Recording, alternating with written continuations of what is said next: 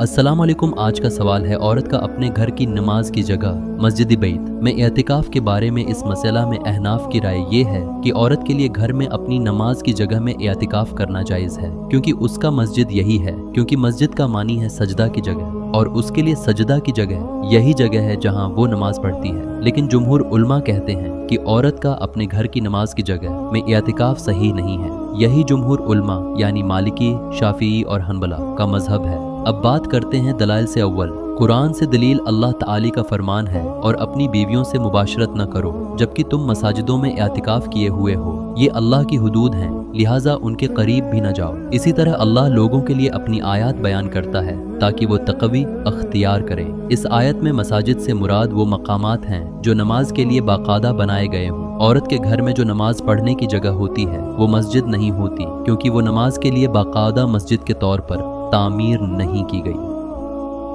इसलिए उस पर हकीकी मस्जिद के अहकाम लागू नहीं होते।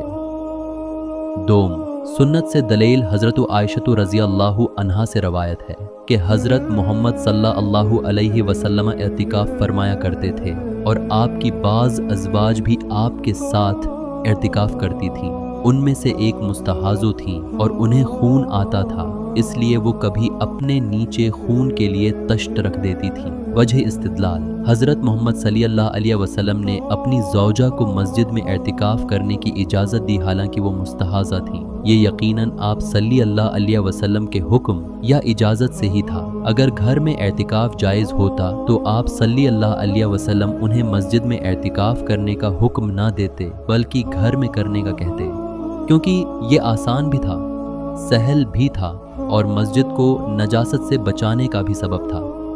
जबकि हज़रत मोहम्मद सल्लल्लाहु अलैहि वसल्लम को जब भी दो उमूर में अख्तियार दिया जाता तो आप आसान को अख्तियार करते थे जब तक उसमें गुनाह न हो। इससे मालूम हुआ कि मस्जिद के अलावा किसी जगह बैठना शरई एतिकाफ नहीं है।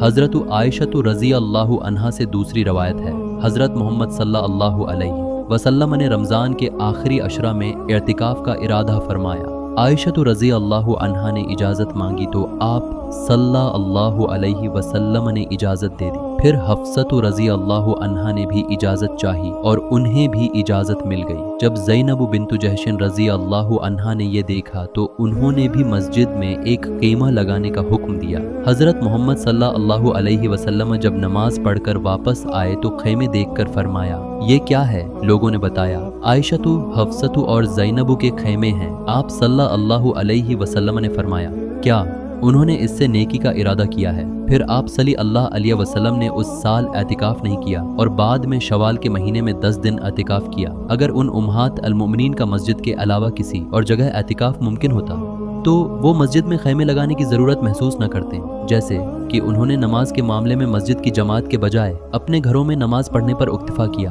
उसी तरह एतिकाफ भी घर में कर लेती और हज़रत मोहम्मद सल्लल्लाहु अलैहि वसल्लम उन्हें उसी का हुक्म देते।